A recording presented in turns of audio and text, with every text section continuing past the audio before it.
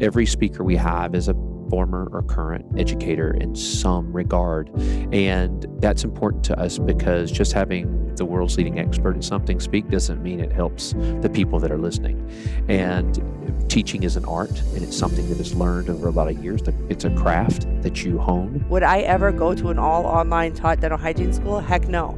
Dental hygiene school, I said it 1,000 times, I'll say it again, it's the hardest thing I've ever done. And the reason why is because of that finite science. And I don't think you get the level of finite science you need in an online science course. I just don't. The state of dental hygiene education is in trouble. I think what's happening is they're relaxing requirements. They're lowering the standard for students to enter these programs, yet they're expecting the same outcomes. Yeah, this is a tale, oh yeah, a tale of two hygienists. So there might be only one, bringing the best of dental knowledge, and we do it all with ease. We cover oral health and screening, and preventing gum disease. We're gonna do a lot of learning, and have a little bit of fun working at the dentist. A tale of two hygienists. Welcome back, everyone, to another episode of A Tale of Two Hygienists, an Endeavor Business Media production. I'm your host, Andrew Johnston, and thank you so much for making us a part of your day. And you will be happy that you did. This week, we have an excellent roundtable. This one's going to be, I think it's going to be something that's really for everybody. It's the veteran hygienist is going to learn something, the new grad, the student, the educator. I mean, any group that you can think of, I think will benefit from this discussion. And we welcome in a panel consisting of Dr. Joy Void-Holmes, Dr. Emily Boge, and Jason Kole. And we talk about students and dental hygiene programs as they've adjusted, or I guess tried to adjust, to an educational environment during the pandemic when everything closed down, and then as it reopened, it was significantly changed. And I talk about this a little bit on the roundtable, but I have personally seen and heard from new grads over these last few years. We've been hiring them to fill spots. The large majority of them are way less prepared than new grads pre-pandemic. Additionally, an interesting key point to hear from Jason later on in the episode is that failure rates, at least for the written, has skyrocketed over the past few years since the pandemic. And probably it's because the students are less prepared now than ever. And part of that is because the style of learning has changed. And from what I'm hearing from several instructors, that there's a lack of qualified applicants. And, unfortunately, it is a little bit of a business, this dental hygiene education. And so you have to fill seats. And so they can't be super picky about the application process. So this episode, you really don't want to miss because it speaks to what if you're a veteran hygienist, you're going to be seeing this in your practices. Or if you're a new grad, or maybe you're a student still, you're going to need to understand some of the things that are changing in this world, in this environment, so that you'll be prepared for it. And then next week, we have another great show that was recorded at the Voices of Dentistry conference, and it features a returning guest, Rachel Wall. I love speaking with Rachel because the way her brain works is absolutely fascinating to me. She's able to balance the needs of like a dental office and the needs of the hygienist, but a lot of people could do that, right? Then she takes that information, she articulates it in a way that makes sense in my head. And I think it makes sense for most hygienists to be able to marry those two parts of doing the business of dentistry. And I think it's important to know that, this is just maybe a little inside baseball here, but I think it's interesting to know that sometimes when I have a guest on air, they're being the very, very best version of themselves, right? They're being that person that you want them to hear or see or think about. But then off air, they can completely change, really. And maybe when they change, it's not someone who you want to hang out with. I think we've been very lucky on this particular show that really doesn't happen. But, just this idea of someone making themselves out to be something that they're not, it absolutely happens. But I was able to spend a few hours off air with Rachel at the conference. And, she's exactly the same person. And I really respect that. She has a passion for this profession, and she's always trying to propel it forward and trying to really bridge gaps. And I just respect that a lot out of her. Okay, so we do have one last thing here. We have a new review from Britt ATX RDH. I'm pretty sure ATX is Austin, Texas, but I'm not 100% sure there. It's 5 stars, titled ATOF all day, every day. And she said, I haven't decided in what order I want to listen. I definitely started with their latest episodes and got so invested that I went all the way back to 2015 when they were, quote, off the cusp. Oh, those are the days. Either way, I'm definitely a completist and look forward to learning so much on the way. It's become a part of my everyday, and I'm not mad about it. It just brings so much value no matter where you are in the profession. So, Britt, thanks so much. I mean, this was absolutely awesome and such a typical hygienist calling yourself a completist. Such an RDH thing to do. Unfortunately, you're probably not going to be able to hear this message if you are going back in order. Maybe you're still listening to some of the newer ones, then going back and filling the space with the older ones. But if you're not, I mean, I'll never be able to get this message out to warn you. The episodes of yesteryear are pretty hard to listen to. I think both for the fact that the audio quality, which we always talked about, was pretty terrible, but also we were ramblers. We would sometimes have, 30 minutes worth of that first segment that we would just ramble on. And the upside of that, of course, is you got to understand our personalities a little bit more back then.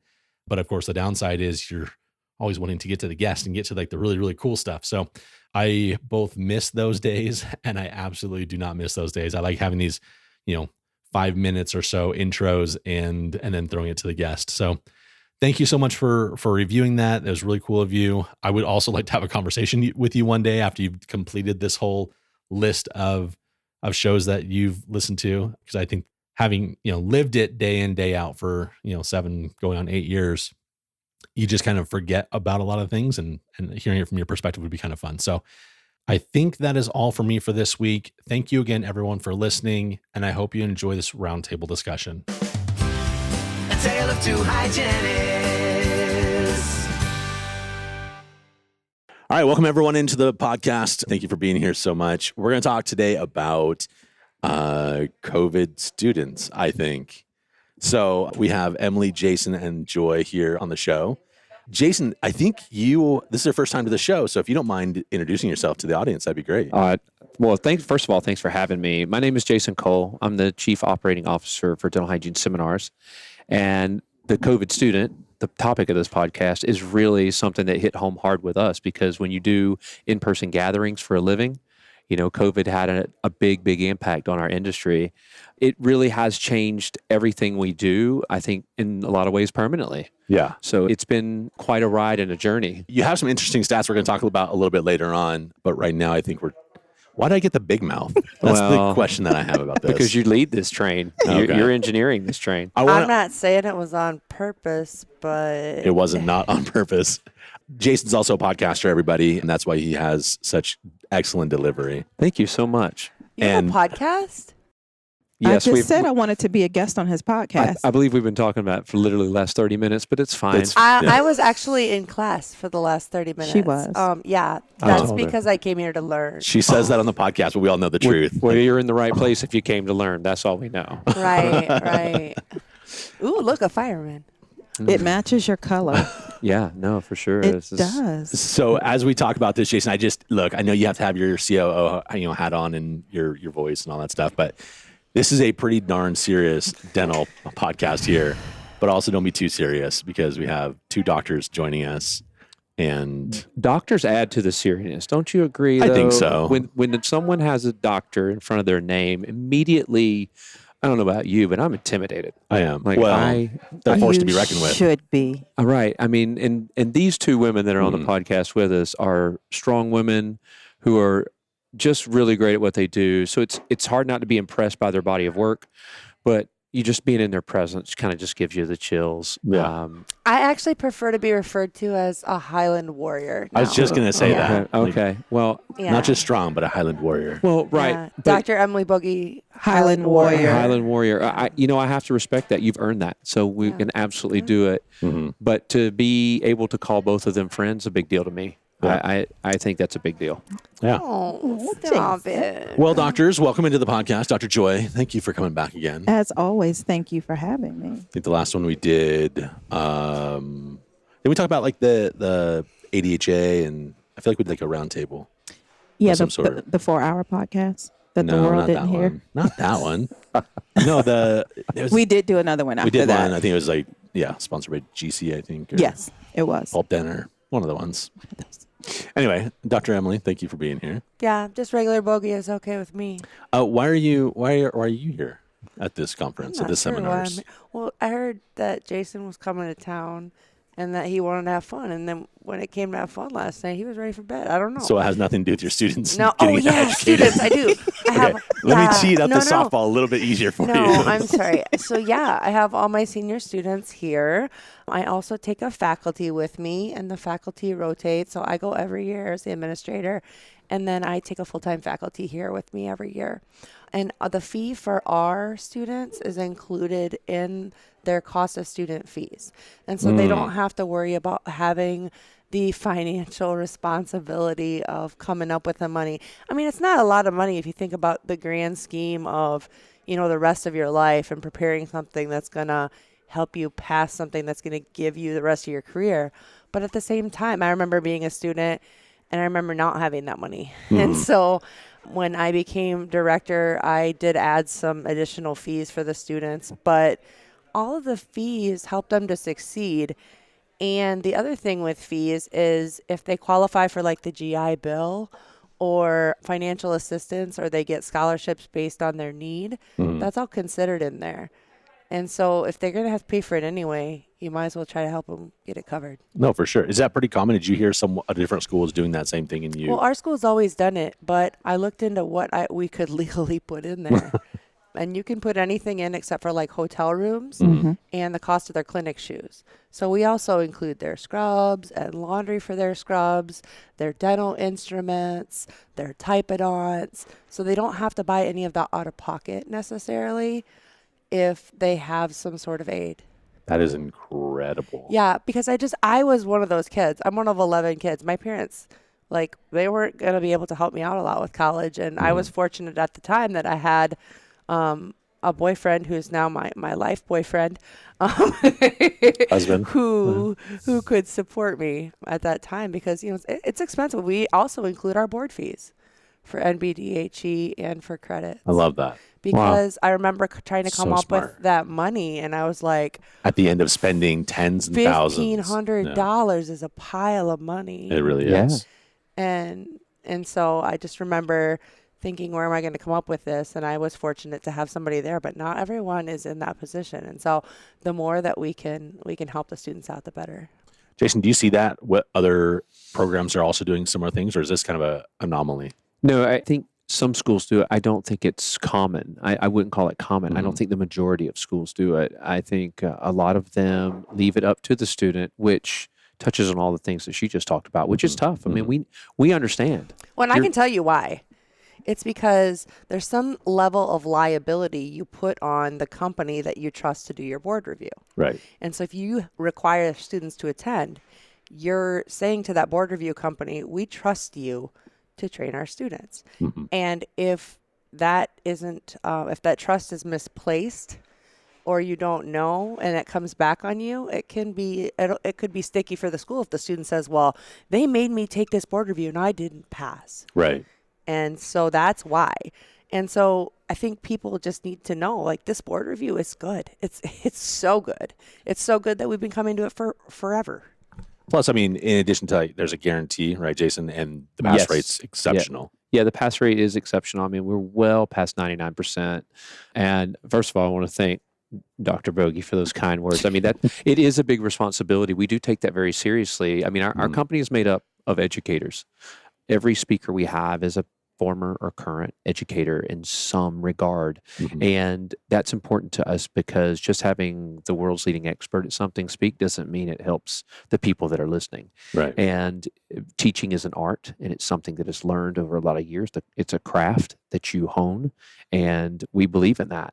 So we take it very seriously, what you said, to do it as well as it can be done every single year, because we don't want them to come back and say, well, we're not going to come anymore because we don't feel like you did a good job and our students didn't do well on the board. That's not acceptable. So, yeah, but with the pass rate the past few years with COVID and the students experiencing things that in our lifetimes we had never seen, the pass rate has, fallen dramatically.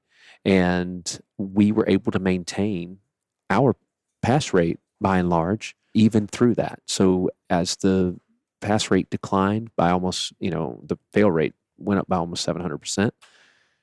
We kept it right there. And we're very proud of that. And just to put that into perspective, what Jason's referring to is the fact that last year, 30% of the individuals who took the NBDHE did not pass on their first attempt. Nationwide. And so that's nationwide. perspective for listeners. Nationwide, 30%. That's significant. And that's, like you said, 700% higher than it's ever been. And so the question is why? Why did this happen? And I think a lot of schools are seeing that across the board. I know we lost 7 students last year. And is it because our curriculum changed? No. We had no changes in curriculum. I mean, we changed content in classes to help us meet our objectives and meet our goals. But we didn't have any curriculum change last year. And so you say, what happened? Well, in our instance, the students had to take 5 classes before they even got to us. So they have to take Anatomy and Physiology 1, Anatomy and Physiology 2, Microbiology, General Chemistry, and Medical Terminology before they even get to me. And that establishes their 3.0 or higher GPA. Is that a new requirement, or that's always been the requirement? That's always been the So it's requirement. always been our requirement to do. Okay. Right. Just And making so sure. then you say, well, why didn't they pass? Why weren't they successful? And part of my theory is they just didn't get what they needed out of those prerequisites. Because of learning style. Learning style, delivery and was I'm different. sorry, but I believe in online education. I mean, the majority of my master's was online taught. The majority of my doctorate was online taught.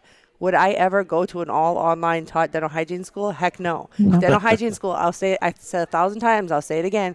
It's the hardest thing I've ever done. Yeah. And the reason why is because of that finite science. And I don't think you get the level of finite science you need in an online science course. I just don't. I 100% agree. I think with the 30% that we just heard about, and then also, one of the problems that I had as, in my former job was we would have all these new grads coming out, the ones that either did their senior year or they did both years of the program through that COVID era. And they were significantly less prepared. And it wasn't so much that me as a hygienist was saying, look, you are not equal to the hygienists of, most graduating classes. It was the doctors, it was the patients, it was the other hygienists that had huge issues with the patient care at that point. So I'm just going to throw this out there. And I've been saying it for a while, and nobody's really talking about it, but the state of dental hygiene education is in trouble. I think what's happening is they're relaxing requirements. They're lowering the standard for students to enter these programs, yet they're expecting the same outcomes. And the two don't match. The two don't mix. I think it's 2 different topics, though. It's Andrew saying those that did graduate, some people were unhappy with them.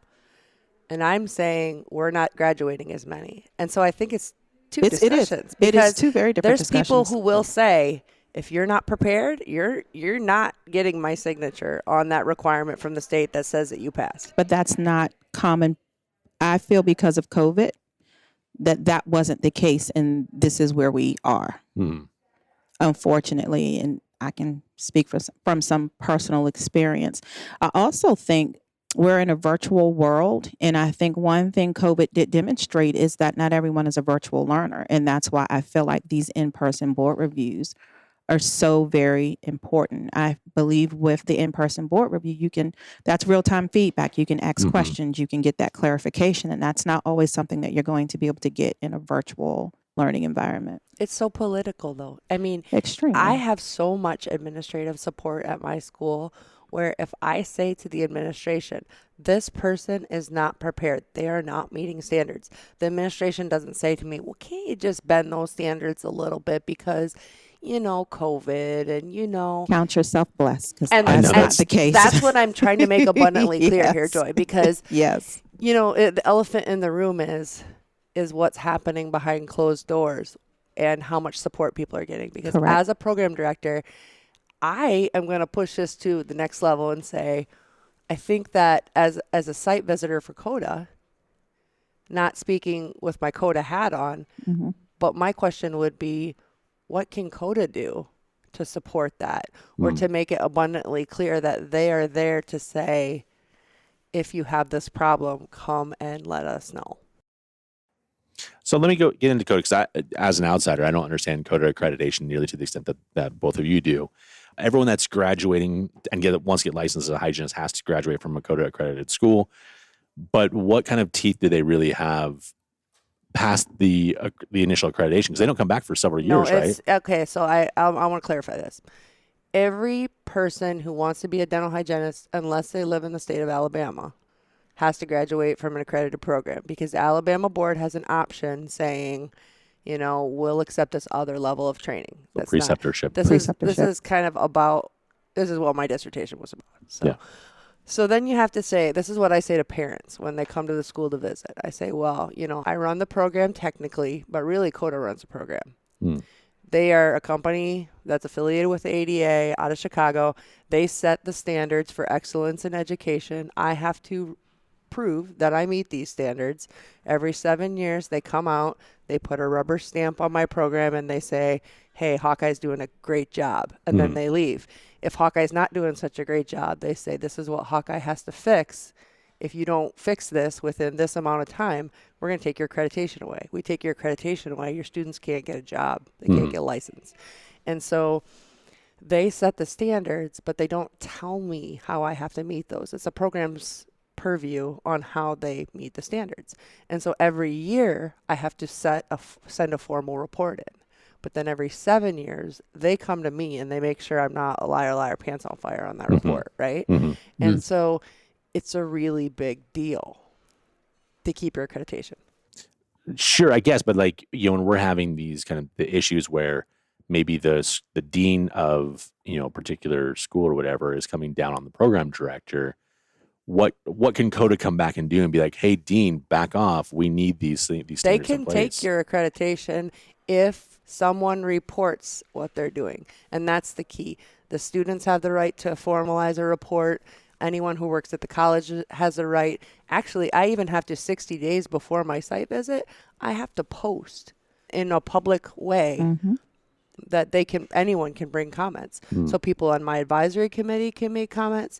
So if somebody wants to blow the whistle, if they know something's going on that's wrong, and then you go back to that ethics discussion. Like, what does our code of ethics say? Our code of ethics says if you know something's wrong and you don't report it, you're just as guilty as the guy who's doing it. And so we explain that to the students. I spend time telling the students, Koda's coming next year. Our Kode site visit is coming up in October. And I say, well, if you have anything to say, please come and talk to me so I can work to resolve it. And you have to have that open communication with your students, because if they're not happy, they're going to tell them anyway. I mean, they are. Yes, they will. Well, isn't the end game to not just put more hygienists out there, but to put competent and quality hygienists out there? I mean, isn't that what we're trying 100%. to accomplish with that? And Would assume entrance that. requirements. Okay. So I made an assumption. You know what they say about that. There's the business of the Sure. programs, which is kind of the frustrating part. I've heard and this isn't a new issue, right? We've heard this for years, where people who aren't quite really prepared for the world will be passed through the schools, and their position is, hey, but the boards, if they don't pass their boards, that's going to be the safety net. If they're really not that good, the board's going to catch them. And they get so lucky sometimes going through these board exams. Yes, they do. It's like their best day that they've ever had in clinic, and it's like, well, that's not one off. Like it goes both ways, right? Because you also have your best student completely fail under the pressure of a board exam as well. That's one of the things as a faculty member that motivates me to come with my students, though, because not only am I hearing what the subject matter experts in the country are saying that the students should know, but I'm also hearing other students chatter at lunch, and I'm hearing them chatter in the hallway and in the elevator, and, well, this isn't how we learned that, or we didn't learn it this way. And it just kind of makes me go, okay, so maybe somebody's teaching a different way. Maybe I need to talk to my colleagues and, kind of figure out for the good or the bad or the ugly, right? But the other thing you hear is students say, oh my gosh, you prepared us so well, or I can't believe how much of this I actually know. and I thought I was going to be lost. And so you hear both sides of that. And I think unless you immerse yourself in it, you can choose not to hear it. Yeah. Well, I think that's the best part, though, right? As an instructor, them coming to you and saying, wow, you did teach us well. And we know, as a board, we know that 99.9% of the instructors out there are doing a phenomenal job. We're not here teaching them that. We're really more or less reminding them that they know it and focusing them on what the board's going to ask. But I have a question for Dr. Joy. This is her first year and first involvement with dental hygiene seminars. What have you seen with us? I mean, she's been here forever. What did you think? First year, what were your thoughts? First year, my thoughts were, first, I want to thank you for including a clinical board review. I think, to your point, Andrew, that there's this assumption that schools are adequately preparing students for clinical boards as they are for national boards. And as a board examiner, I can tell you that some schools are getting it right, completely right. There are some schools that are not getting it right at all. What I have experienced since I've been here, and which is important to me, is that you have consistent faculty. You need consistent instruction. All of your faculty are highly educated, well-educated. Your hygienists have either been still our program chairs, former program chairs. And that says a lot because they have a solid understanding or a greater understanding of the curriculum. I want to say the one thing that I'm most impressed with is that you care. And part of the negotiation with us, and I don't know if I'm allowed to say this, is that I don't want to raise my student fees. I don't want to raise fees for the students. And you never got away from that message. And so it wasn't until we could work this out that we could bring this a part of it, and just the family environment. And, I have experience with different things in terms of getting students prepared for this exam. And it's just a different vibe all around. So, you have a good thing going here. Thank you. In experience, it definitely matters. I think that you can't just pick up a random person and say, get students ready for a board exam. I concur. And that's part of the reason why we go with DH seminars is the consistency. They do give 4 live board reviews a year. And I do know what that takes. But it's the same instructors at each of the reviews. It's the same content. It's that clear consistency. So let's say, God forbid that one of my students wouldn't pass and they are offered a free opportunity to come back. I know that whether they choose to go to Chicago next year or they go to Dallas or they go wherever they go, Atlanta, Columbus, they're going to get that same quality. Just because it's not going to be, here in Chicago doesn't mean it's not going to be the same board review. And I think that consistency is so key because, consistency and repetition, we in education know that's what makes it. Yeah, there's more than one right way to do something. Well, when you're first learning it, you do it this way, you do it this way, you do it this way. Repetition is key. And that same thing with the board review. And the other nice thing with DH seminars is they give you this big book, and that content, you can repeat it at home. And that my students just say, it's so nice to go through this book and be like, nope, I know that page. And I can just tab the pages that I don't know. But it's good for faculty as well. And so I know if I were a new educator coming into this, oh my gosh, what a refresher.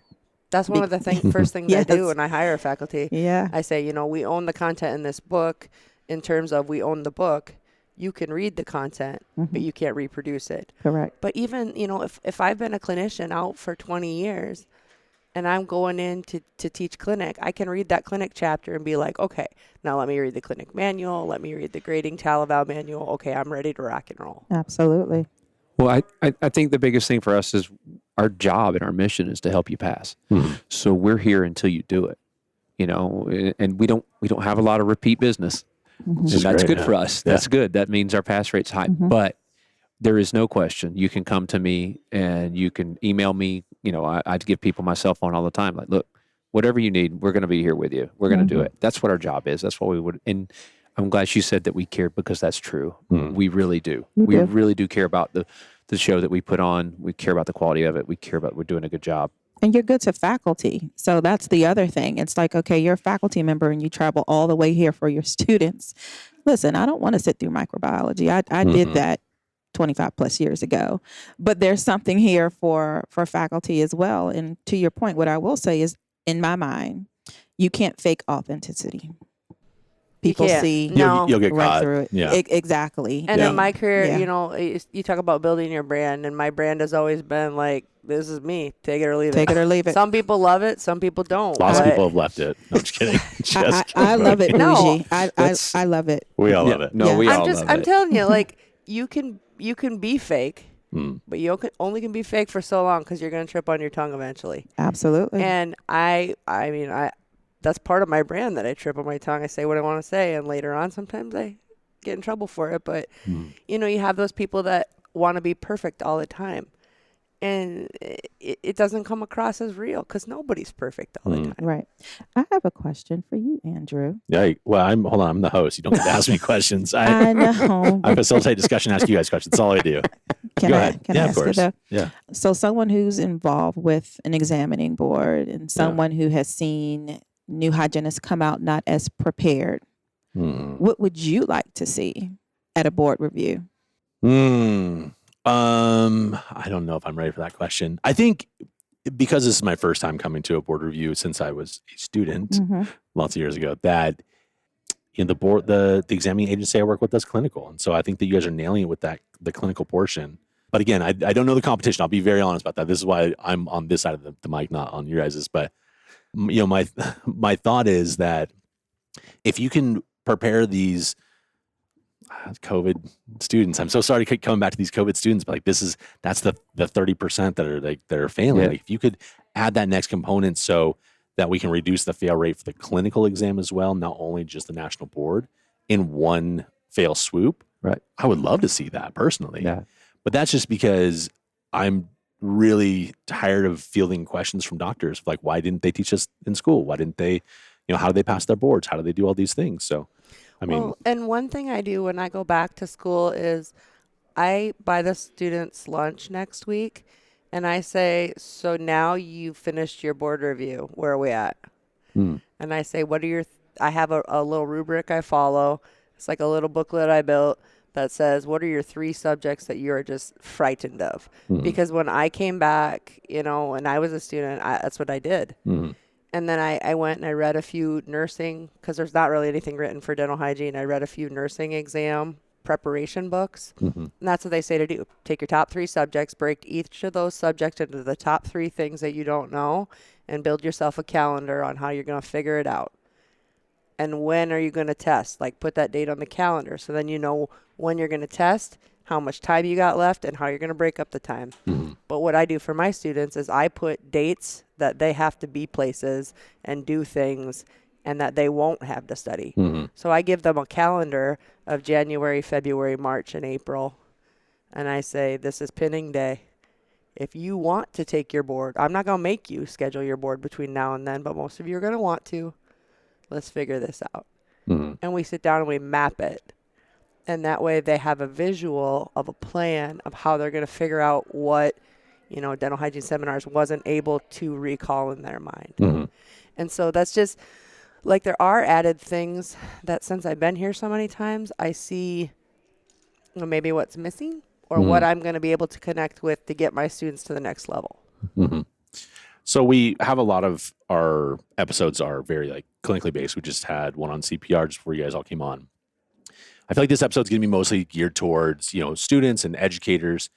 And Jason, you were talking to me last night about, I'd asked you, about certain markets, like where are you guys going and this and that. And one of the things that you'd mentioned, and forgive me if this isn't supposed to be public or not, but there are markets that are just really good about sending their students to, board reviews. And then there are markets that have, over the years just slowly stopped doing that. Yes. I think the evidence is pointing that, especially now, we need review seminars. Well, I would agree with you. Well, of course you would. I guess my question is though, like, I want you to kind of address the educators that are not a part of this, that might be hearing it. Sure. My good old friends in Washington State that are probably listening. Like, how could they get something like this in their area? Well, we would love to go where we are wanted and needed, hands down. We don't care what part of the country it is. It's just really hard to show up if you don't know people and they don't know your program, if they've never seen us in person, how could they know how good a job we're going to do? Because it is a large amount of money to ask someone to pay, as we let out for lunch here. But I was going to say, it's going to get loud, guys. Yeah, but as it is a large amount of money to ask someone to pay if they don't know what they're going to get. I think we try to partner with schools and say, okay, we'd really love for this review to come. Okay, well, let's work it out. How many schools are going to be within a certain radius, because we know they'll only come so far. And if there's only 3 schools, well, we can't show up for 22 students. Financially, it doesn't make sense. It doesn't mean we don't want to help. We do. So we have to find faculty that want that. And potentially, states could start getting together and having, if you have all your students do it, you get to send a faculty for no charge. And you can't even put words or put a price on the fact that light bulb that goes on with your students, hearing it from somebody else. And then all of a sudden they come up and they're like, holy crap, you weren't lying to us. This is actually what we need to know. Yeah. And so that light bulb moment when the students realize it, why do they realize it though? Because it comes out of somebody's mouth that isn't there every day. Like Joy was saying yesterday in her thing. Yes. Your educators already said all these things. Exactly. I'm going to say it again. I'm a different person. You're going to listen to me. And you know what? Exactly. They heard her. And Yeah, they they did did. hear me. Another thing I would say, and this is for program chairs and just for faculty, you had a lot of attrition in dental hygiene education in terms of faculty. So there's a lot of new faculty who haven't taken command of a subject yet. That's another reason why you really need to send your student to board review, to be in front of faculty members who can really reinforce what it is you need to know, but really... They love your point right there. They're all about it. Listen. But seriously, Celebrate. be able to break it down, because what I heard is that not only were these instructors who've been here 25, 30 years, they were teaching to the board, but they were also teaching for clinical situations. Yeah. So that's what you get here at dental hygiene seminars. They're not just teaching you how to take a test. They're really teaching you how to become a better dental hygienist. So, look, educators, if you're listening to this isn't meant to be an indictment on anything that's really happened. We've talked Not about at all. lots of different things of why things are potentially changing and different, and it just is. The science and evidence has shown that things are just different now. And so this is a solution that, I wanted to kind of make sure that it got out there, that if you care about your students and you care about their education, you care about their, ability to get licensure, it's something that you really need to consider, because the pass rates have been phenomenal. Boge. That's one thing I really appreciate about your podcast, about some of the more current online publications in our industry, is when I was a student, I had no idea what was going on at other schools. I had no idea what was going on in the dental hygiene real world. You know what? Every darn one of these students is tuned in. They have Instagram, they have Twitter, they have Facebook, for the good and the bad. And so if they want to go on TikTok and listen to somebody talk about how you should dull down your instruments before boards, like Joy was saying yesterday, I about lost myself when you said that. I was like, no, you didn't. I'm taking that will not be happening at Hawkeye. It's not going to be a so then I'm practice. like, wait a minute, this is what they're seeing on TikTok? But they are. They are. And so if we don't have a method to address that, if we don't talk about it, and that's why these podcasts are so great, is because whoa. They just said Kellogg. They're all from Kellogg. Okay. Okay, hold on 1 second. I got to do it again. Delta. So we do have fun. No, you're cool. It's We're, okay. we're just trying to It's cast made a it on the pod over show. It's here. fine. No big It's You guys okay. are all famous now. Don't Yeah, worry. yeah. For them to have fun.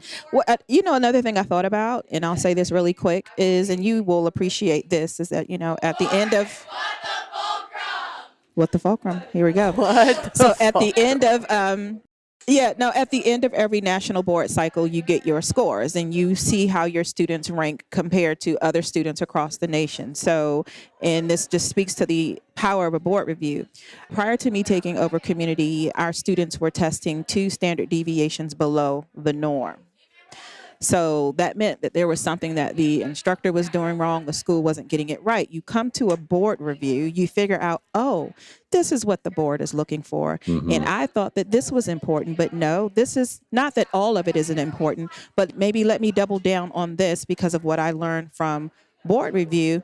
And now the students are testing 2 standard deviations above the norm. And I didn't know that until I was a program director. Exactly. And as we talk to more and more educators amongst ourselves, like through Gel Ed, I find out there's faculty out there who never see that report. And it's so that important. blows my mind because it's divided up. So it's like anatomical sciences, chemistry, head and neck anatomy, radiology. Like, it's separated for you. And all you would have to say to that faculty is, hey, you are like doing a great job as an educator, but maybe like I just wanted you to see that this last class scored 2 standard deviations. So did we like have a bunch of, like, I live in Iowa, so my first thing is, did we have a bunch of snow days when you taught this topic, or did we have to go online to teach this topic, or did we change something? Because if we did, we need to change it back, because clearly Yes. it's not right. Well, I think for us, all that, we're trying to incorporate more and more things for the faculty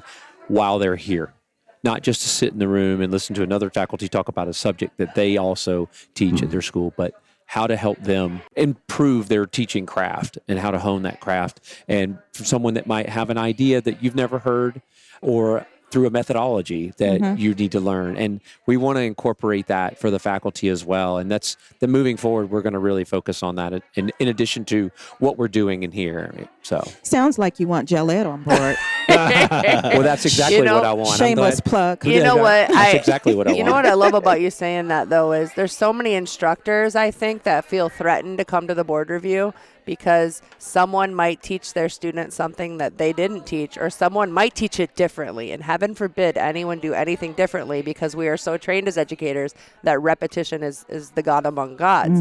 And so we come here, and I think that you have to step out of your shoes for a second and say, no, this ultimately is about students getting licensed. Absolutely. We can't teach them everything. Like, we And don't as know an educator, everything. I say that. I can't teach you everything. And I need so you have 13 students in a class, you have 13 different learning styles, potentially. So where they may not get it from me, they absolutely may get it from someone here in the board review. So Yeah, I'm not like- threatened by that. The previous speaker was talking in pharmacology about how to remember pharmacology things, and the teacher that teaches pharmacology at our school does a great job with that. But there was a couple hints that he gave today that I was like, I'm stealing that, dude. And and that's the thing with DH seminars. Like, if you see something you like, Take it.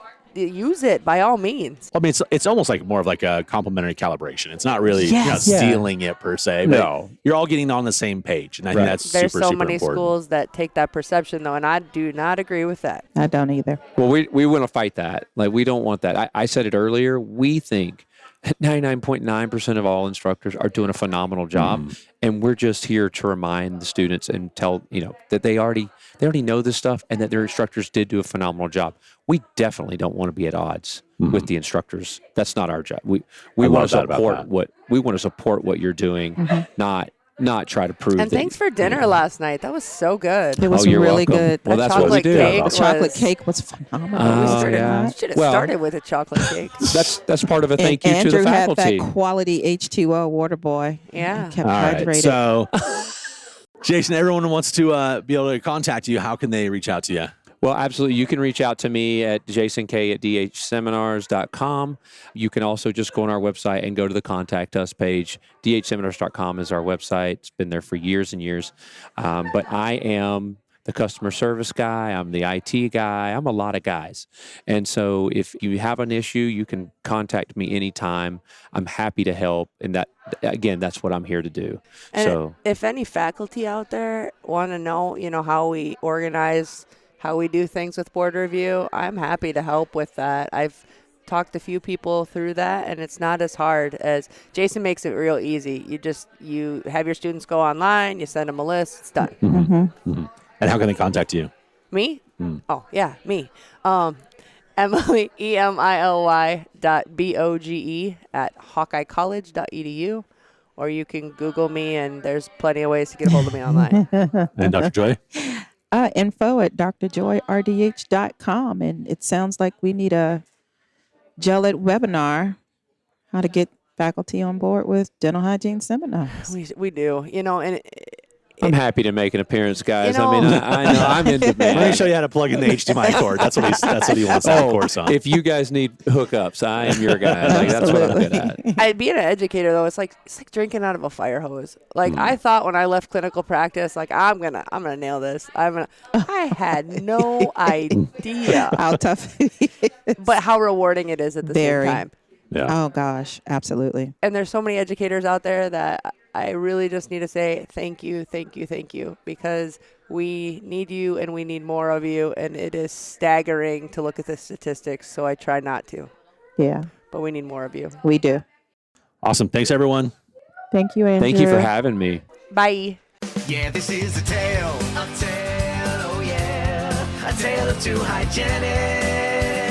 So there might be only one, bringing the best of dental knowledge, and we do it all with ease. We cover oral health and screening, and preventing gum disease. We're gonna do a lot of learning, and have a little bit of fun working at the dentist. A tale of two hygienists.